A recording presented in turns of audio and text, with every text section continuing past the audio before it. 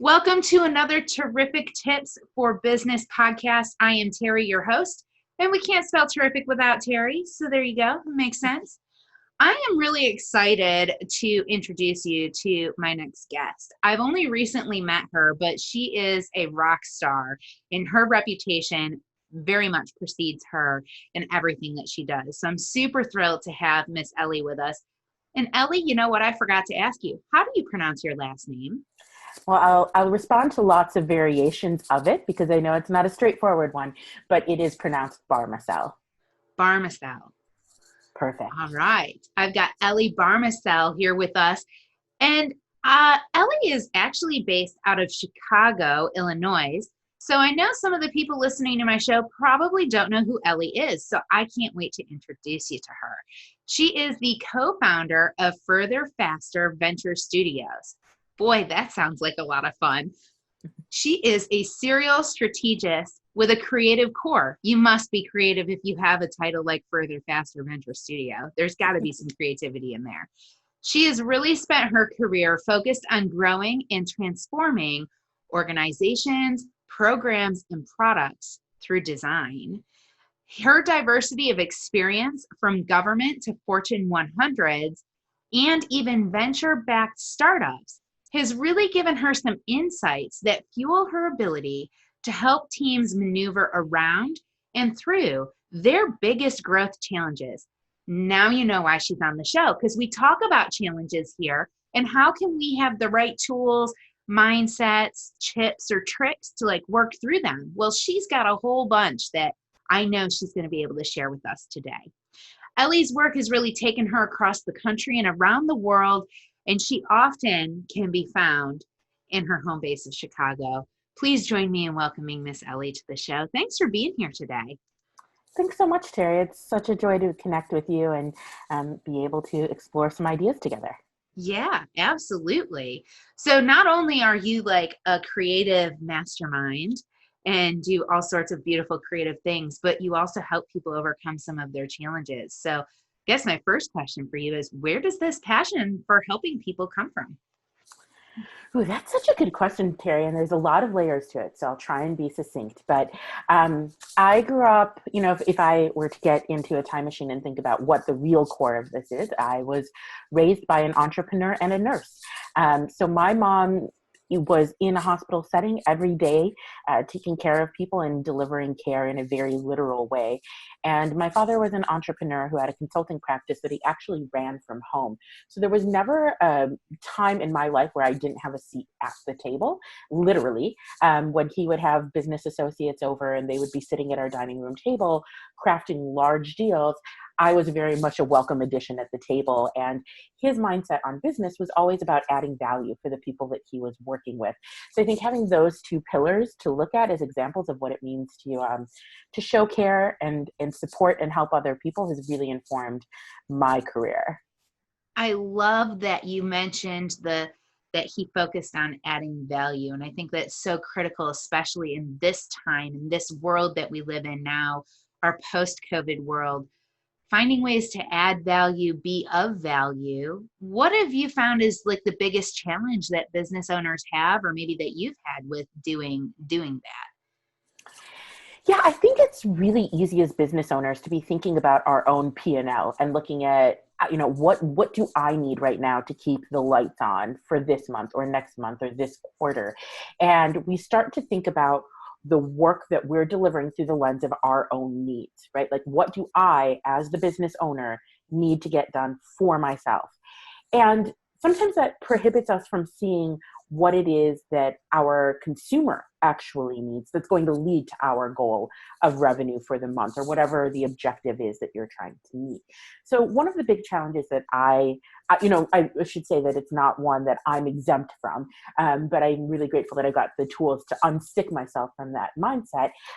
I take a lot of joy in doing this for myself and my team and doing this with other teams that we partner with, is helping them get unstuck from that mindset and hit pause on that orientation, which of course is very valid, and help them see that the only way to solve for that challenge, the solution lies in spending time really sitting in empathy for your consumer and understanding what their greatest pain is and what you're uniquely qualified to do to add value to their life in a way that they'll pay money for.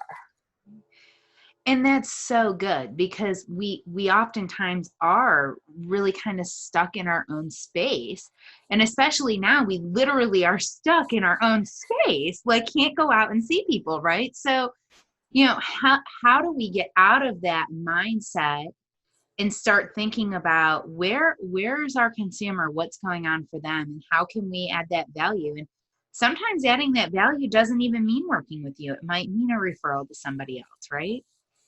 100%. And I think uh, I'd love to start from that point, right? Because sometimes the greatest way we can add value is the referral.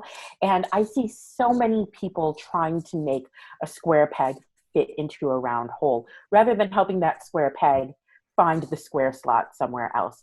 And when you think about how much of your time you consume trying to make something fit where it doesn't, it leads to all of these other missed opportunities. If you had, the moment you recognize the absence of fit, refer them elsewhere. And also took that as a learning opportunity to recognize this absence of fit. Is this a pattern that I'm seeing more often than actually getting to fit? Because that's a signal that I can use in my business strategy to determine what I might need to iterate on, whether it's where I'm selling, how I'm selling, or what I'm selling. But using all of those moments as learning opportunities, right? Like every moment that we touch a customer's life, even if we don't convert them into one of our customers, it's a learning opportunity to make our business stronger. Absolutely, especially if we're open to listening, right? So, is there a habit or a technique that you have found to be very successful for you that helps you be more attuned to that listening component that allows you that learning process? Yeah, so the backbone of all of the work that we do is human-centered design. And design is really about making not only your core product or service decisions based on the consumer, but making your entire business strategy based on the consumer. And there's a universe of exercises and processes that you can use to do that deep intentional listening. So we'll do things with our partners like doing different pulse check or baseline surveys to get broad insights where we can acquire some quantitative data points. We also will do some ethnographic research where we're trying to understand what are people doing currently to solve their pain point, and even if it's irrational, how they're trying to go about it, but understanding how they're currently solving for the challenge in the absence of trying to sell them anything, but just to show up to learn, and making intentional space for that. And then also, once you've got your product or service up and running in the world, embedding questions in your sales process to be able to gather data points that you can use to inform your strategy moving forward. But it takes a lot of intentionality to make sure that those questions are embedded in the life cycle of your work. And I love that you talk so much about the data too, because it's not just about having a pretty picture, having the right colors. It's about really understanding how that stuff resonates and associates with your ideal customer. So having those data points is really key. Have you found a series of questions that help you kind of lead to some extra data that people maybe just be looking over? And if so, what maybe are some of those questions that we could start asking of our clients? Yeah, I mean, I think it's the questions can be really specific based on what you're doing in your respective industry, right? Like businesses are like snowflakes, even when they're the same, they're not, because we're powering it and we're different from one another. So I don't like to be overly prescriptive on specific questions, but I do think that spending time to listen to the challenge, and then asking deeper questions about the impact that challenge is having. How are they being adversely impacted by not solving for this challenge? What are the ways that they've attempted to solve the challenge in the past, and what were the results? Why is that solution no longer working for them? How would they transform the solutions that they've tried in the past?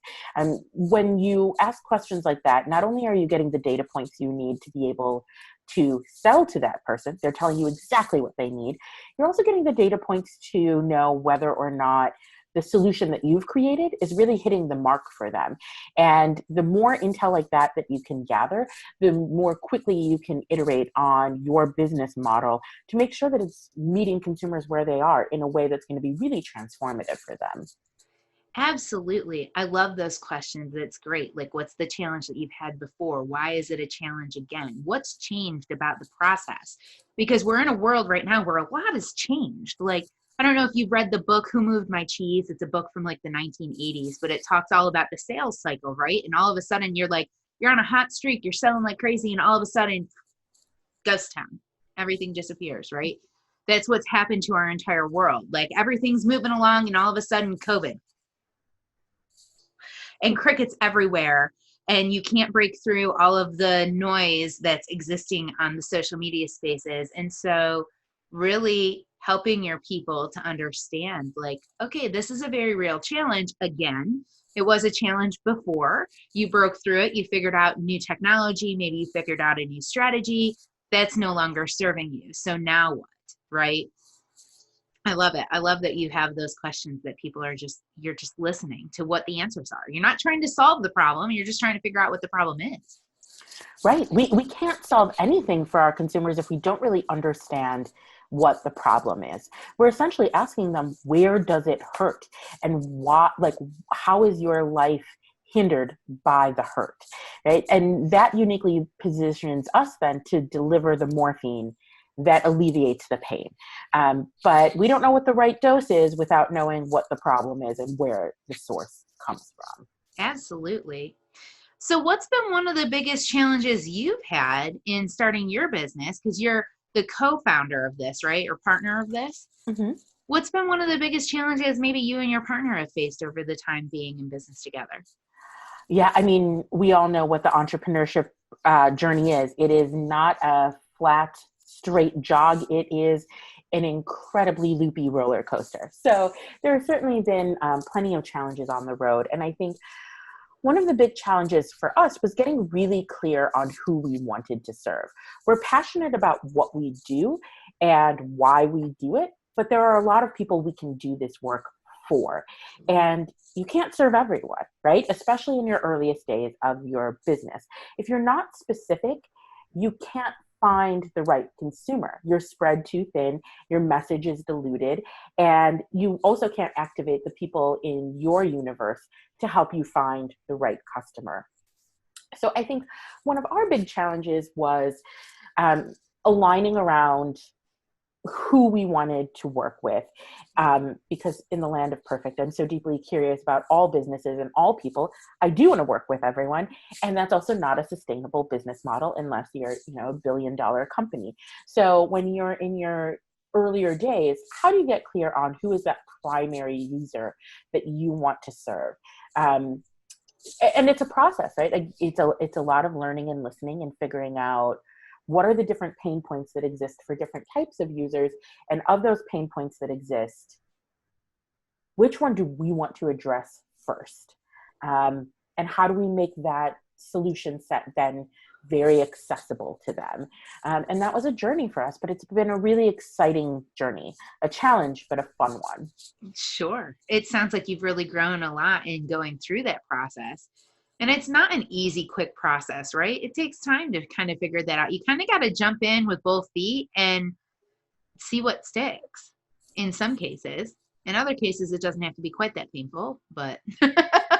Well, it's as painful as we make it, right? Like I always say, pivot like you mean it, right? Like go in with conviction about what you're doing, and also be really open to what you're hearing and what you're seeing in the market from your consumers, from your competitors.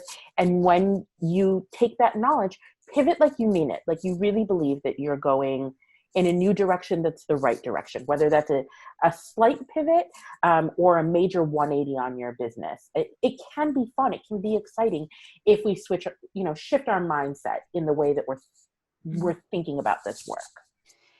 Are there habits that you have been able to develop in your time being in business that have helped you more quickly shift mindset? Yeah, well, shifting mindset is so challenging even for the best of us who enjoy mindset shifts. But one of the key things for me has been building in time for synthesis and reflection, right? Like many business owners, I'm sure people listening can relate to this idea of being constantly in communication with other people, whether it's channel partners or prospective clients or your current clients, or maybe it's your team, whether that's your direct reports or your business partners. There's just this constant hum of conversation. And it's really important, I believe, to create the habit of space and making space to synthesize everything that you're hearing in these different conversations and look for patterns, look for things that are coming up time and time again.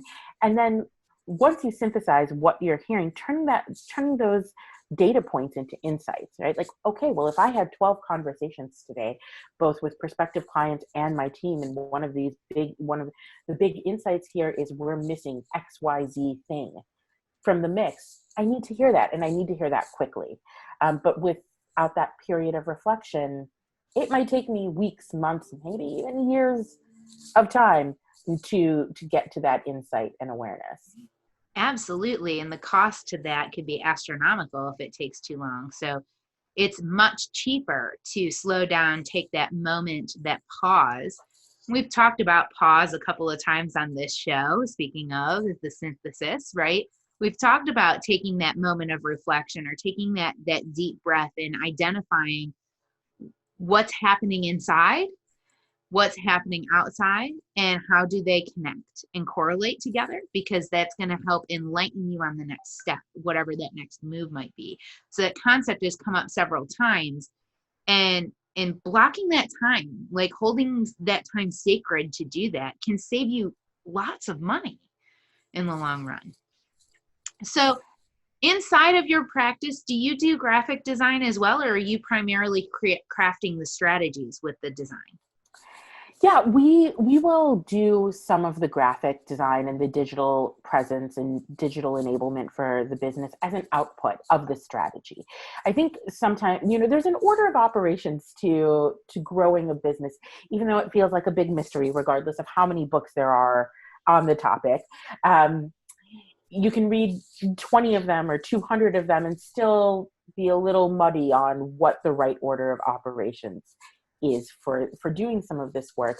But great businesses are built not on a logo alone. A logo is a manifestation of deep strategy work and deep understanding of who your consumer is and how you're solving their pain point. And the logo then reflects what you know to be true about the consumer and the solution. So in the order of operations, we do get to that at a certain point, but it's certainly not the jumping off point. And I can't tell you how many entrepreneurs I'll talk to over the course of the week who have an idea and go straight from idea to saying, and now I need a logo. And that's kind of hard if you can't tell me exactly who you're serving, what their biggest pain points are, and why you're different from everyone else in the marketplace. Ooh, so good. It's so good because I hear this all the time. I have my business and I need a website now. Great. Okay. Why do you think you need a website? And for what purpose? Because I think we have this conception in our world right now that if we don't have a website, we're not legitimate. It's like, if you don't have a book, you're not a real coach or something like that. And it's silly because, like, no, I'm a real coach. Just because I haven't written the book doesn't mean I don't know what I'm talking about. Right? It's the same with having a website. Just because you don't have a website doesn't mean you don't do what you do. Does give some credibility to what you're doing. It does make it easier for you to play in the digital space, but there's definitely a lot of steps that need to happen first before you can get there. Because what are you even going to communicate on that website? 100%. I can't tell you how many times we've actually gotten referrals from brand strategists who their whole bread and butter is designing logos and the visual identity for a company. And we'll get a call from a brand strategist who's like, I can't design a brand because they don't know what their core product is, or they really don't know who their core user is, or what problem they're actually trying to solve. Because sometimes people will get really enamored with the idea of the service or the product they want to build, but it's not directly correlated to a problem per se that they're trying to solve in the world. And it's not directly correlated to a particular type of person who's got a problem in the world that this product and service could be a solution for. And the brand strategist is like, what am I branding? Who am I selling to? Do you know who you're selling to? And in the absence of that, I mean, what's the point? Right. You're better off, putting your money in a little trash can and striking a match. Yeah. Throwing spaghetti against the wall. Yeah. Because that's all you're doing. Yeah, absolutely. So you're very passionate about this, and I can see it like excites you to talk about business and talk about ideas. Why do you care so much? I think that there's infinite human potential. There's no shortage of talent and resources to solve the world's biggest problems. What there is, however, is a lot of inefficiency in the road to getting there. And I know so many brilliant, talented, kind, driven humans who've got incredible ideas, and they get lost on the path towards traction and growth because in the early execution they stumble and things become infinitely messier than they need to be.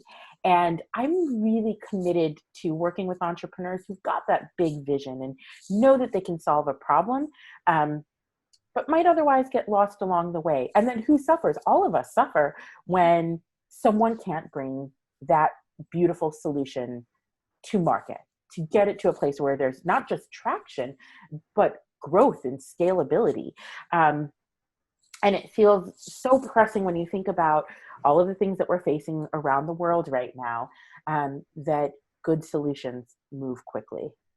Absolutely. I love it. Our passions align. I love it. That's why we're here and we're having this conversation. Yeah. So one of the things that I've seen recently, and you've probably seen these ads too, are these marketing gurus out here that are saying you don't need a funnel, you don't need Facebook ads to build a successful business. And there is part of me that agrees with that. There are ways to build a successful business without those components. But I'm curious, kind of what are your thoughts on the funnel system and the Facebook ads and the landing pages and all of this hoorah, like webinar stuff that's going on right now?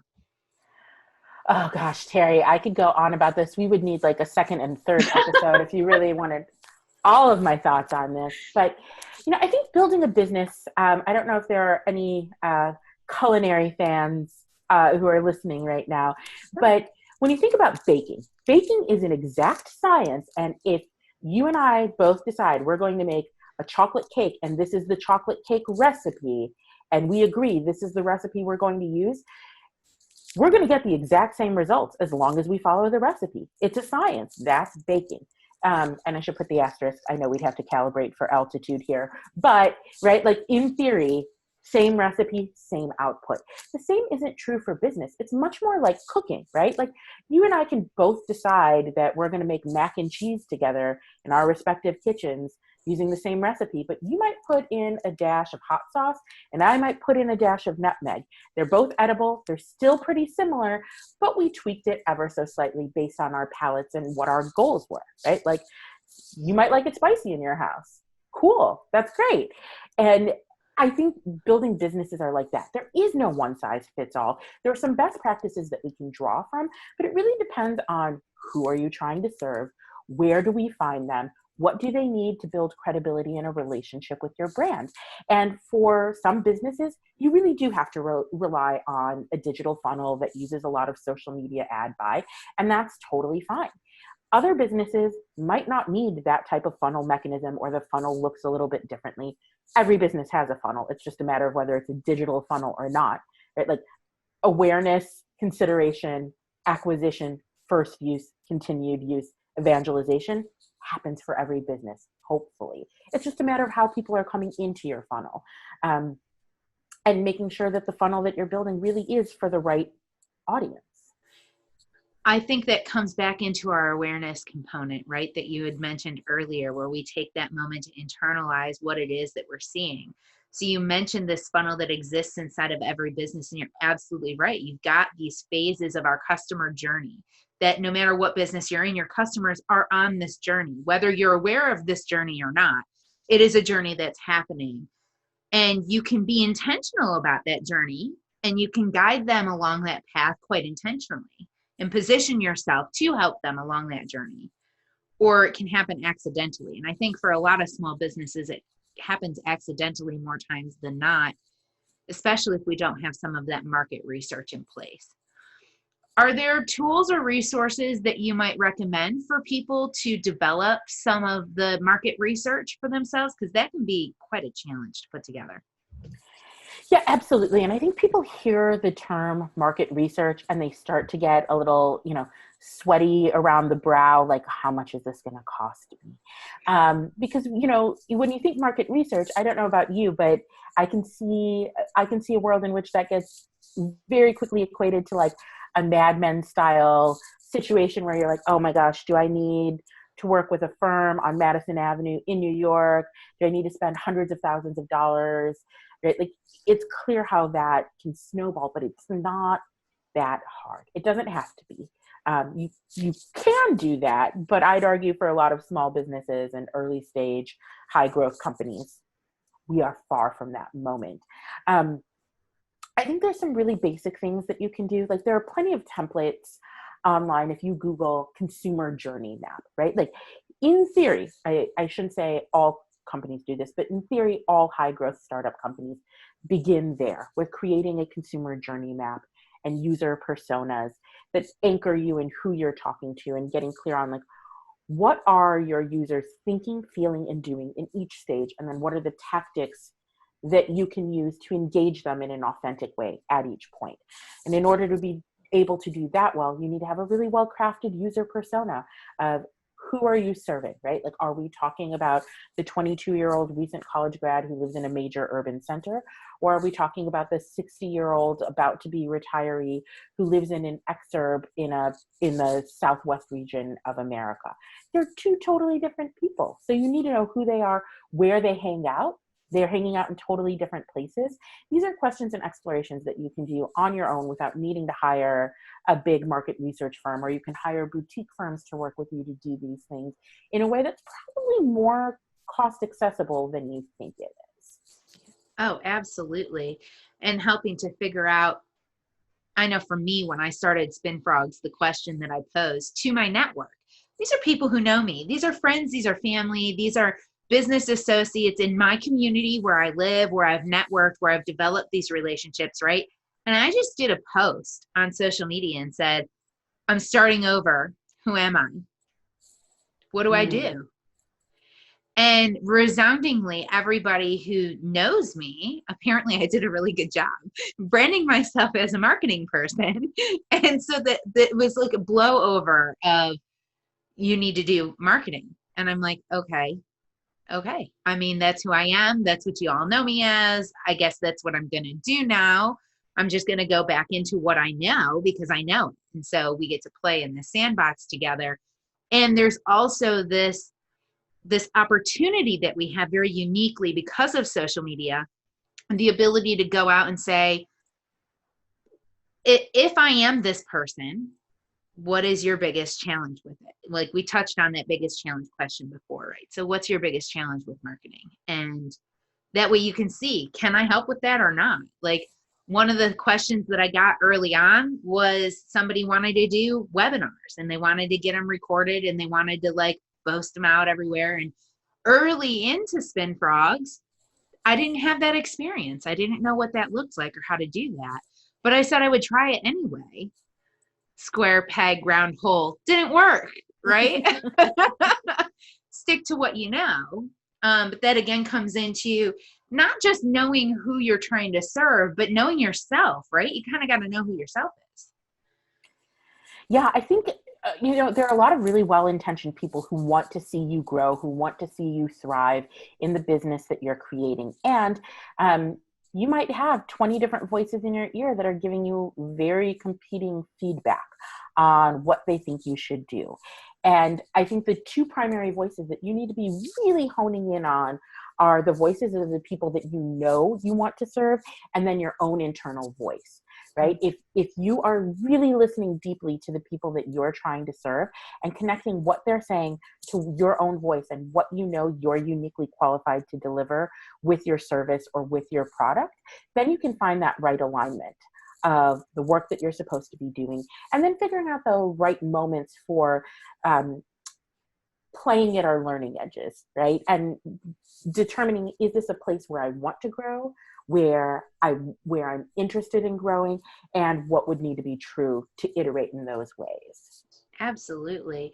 I think you touched on it before too. You were talking about authenticity. We hear this term authenticity a lot. What does authenticity mean to you? Yeah, authenticity is definitely one of the, words du jour. It's having a very big moment as of late. But whenever I've thought about authenticity, it's about being an honest broker and really being in touch with your core so strongly that you're going to reflect that back out into the world the same way, regardless of who you're talking to or where you're talking to them, and being really genuine in what you have to share with the world. I think that people's BS meters are really finely attuned these days, and they want the truth. They just want to know who you are at your core, whether we're talking about personal relationships or business relationships, especially because it's really hard to keep up false pretenses. So authenticity to me is about starting from the real, right? Like if we strip it all away, what's at the core, and leading from that core. So when it comes to like having somebody manage our social media, how do we maintain that authentic voice if we're not the ones doing it, somebody else? Yeah, and I know that's so nerve-wracking for so many small business owners and entrepreneurs, this idea of my baby, this is my voice.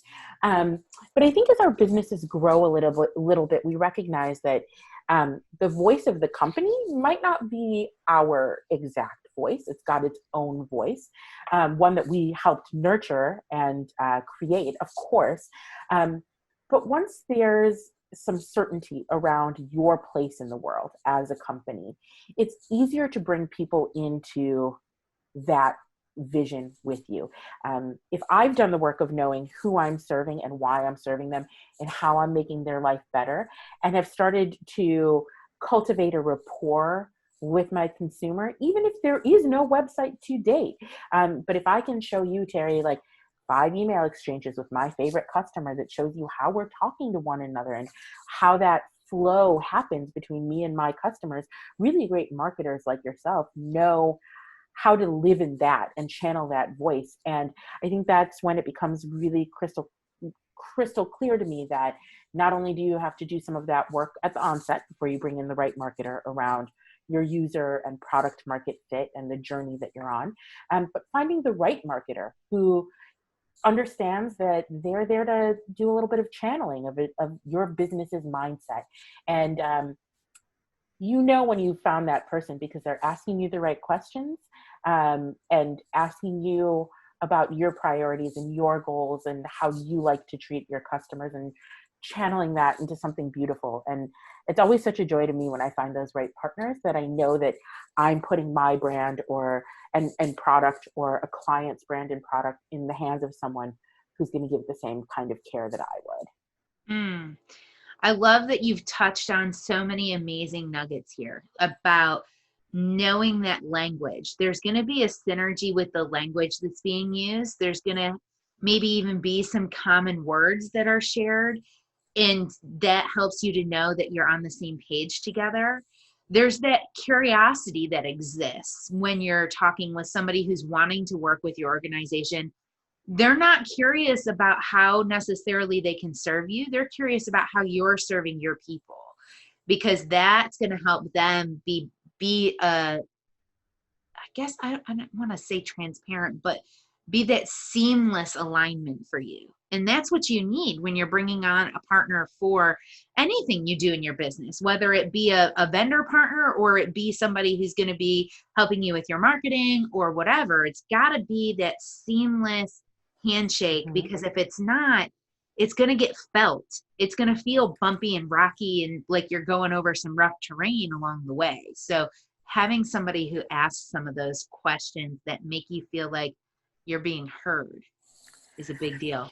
Yeah, and I think as business owners, we've got a responsibility for setting up our external partners for success, which is why I'm such a huge advocate for doing research and documenting that research so that, if I'm the business owner and I've done my due diligence of creating user personas and a consumer journey map and doing some ethnographic research where I'm interviewing people and I've got baseline surveys, what I can do when I synthesize that knowledge is translate that into some language that's going to make it easier for you as my marketing partner to, for that handshake to be real airtight, right? If I can say to you, yeah, Terry, I talked to 20 people who are our right user. And you know what?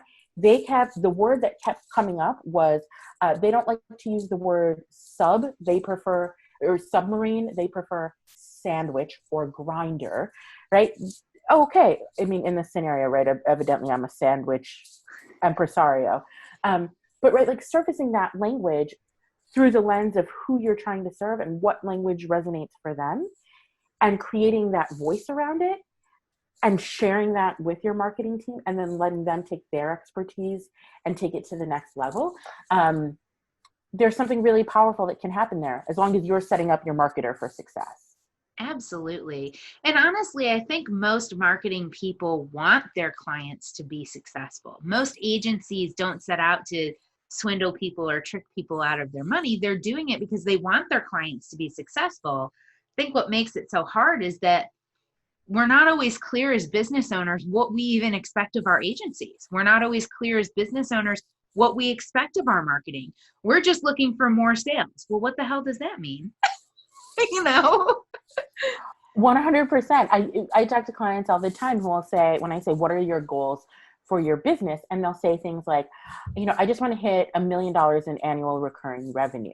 And I'm like, okay, well, that's a measure of success for your business, but what are your goals for the business? And it's not about the measures of success. Talk to me about the vision for where this company is going and whose lives you're transforming, and what's the change that you're trying to make in the world by being in business, whether you're a sandwich shop owner or trying to be the next Amazon. It's really important to anchor yourself in some goals that aren't purely based on success measures, right? Like those are indicators of whether or not your goals are being advanced. And when I think about the relationship between the business owner and the vendors they have in their lives, whether it's a marketing agency or a product design firm or whoever it might be, I think that there's a question at the onset of like mutual accountabilities. Like, hey, I can't hire a vendor and expect them to solve all of my challenges. Like I, as the small business owner or entrepreneur, have got a role to play in this too, to make sure that they're set up for success, right? Like at the end of the day, the buck stops with me. And if I want my vendor to really succeed, I need to be prepared to support them in doing that. Like I'm the one who holds all the institutional knowledge, and I'm the one who has the power to make the changes necessary for them to succeed in helping me actualize my goals. I love that. And here's something that I heard recently. It's a quote, and I wish I could remember who said it now, but it escapes me who said it. But there was a quote that talked about a good relationship. Now they were talking about a romantic relationship, but I think it's relevant in business too. The best relationships, it was Brendan Burchard. That's who said it. Light bulb. There it is. Brendan Burchard recently did a post that said the best relationships are the ones where nobody knows what the outcome is going to be, but you go into it together, trusting each other that you're going to figure it out along the way. And when they fail not because the trust wasn't there. It's because one person trusted more than somebody else did, or one person put more effort and energy into that solution than somebody else did. And that's why it fails. Relationships only work when both parties involved are willing to put forth the same energy and resources to making it work. If they don't, then it becomes uneven and disjointed, and then it's hard to maintain. And I just thought it was so fitting for everything you were just saying that I'm like, yeah, we have to share this quote. So there you go. And I love that. I couldn't agree more, right? Like, I think historically there's been the dynamic of like, I'm the person hiring the vendor.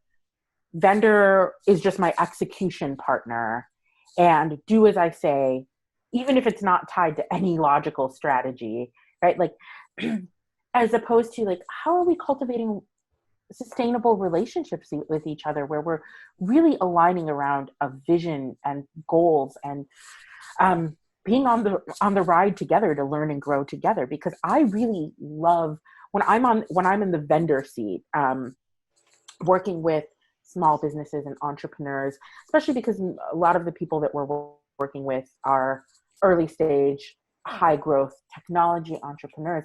There's going to be a million pivots on that road. And I like to be along for the ride. Like, it's like being on the tilt-a-whirl. And if you can enjoy the ride, really powerful things can happen on the other side of it.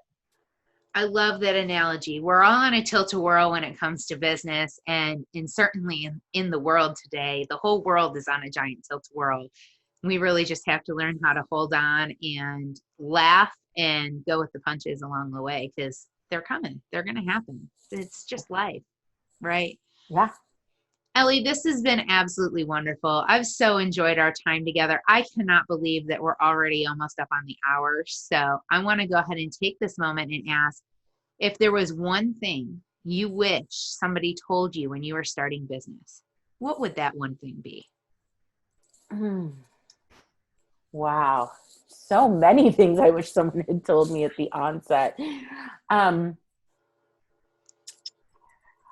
I think the biggest thing I wish someone had told me at the onset of the entrepreneurship journey is listen deeply and listen intentionally. Because that listening, that intentional listening, the seeking out the knowledge from your user is what all other success hinges upon. Doesn't matter how great I think my idea is, in the absence of deep listening specifically to the people whose lives I'm trying to transform through my business. In the absence of that deep listening, I am flying the plane in the dark, and it would have saved me a lot of time at various points in my very earliest companies that I started a gajillion years ago. It would have saved me some time to really have internalized that message. Listen deeply. Listen for understanding. That's so good. That is a really good tip. I so appreciate that. Ellie, I know our audience has enjoyed listening to you. I know I've enjoyed the time with you. What's going to be the best way for everybody to get in contact with you? Yeah, I would love to hear from any and every friend of Terry who's got a question or an idea, or just needs a thought partner to bounce with. Best way to reach me is either on LinkedIn, and you can also feel free to slide into the email inbox, which is just Ellie, ELLIE, at furtherfaster.design. Furtherfaster.design. Ellie at furtherfaster.design. And thank you. This has been brilliant. You've given a lot of things to think about, some great questions for people to start asking their audience so that they can start to really figure out, where can I add value? Where can I make connections that helps to add value? And how can I start to really serve from a place of value add and wanting to really support and be that connecting force in our community? I think you've asked a lot of really good questions for people to start polling their audience and start to really get an understanding of who is even their audience to begin with. So thank you. Thank you, Terry. This has been such a joy. This has been probably the quickest hour of my week. Yay! This has been a blast. Until next time, listeners, we'll catch you soon.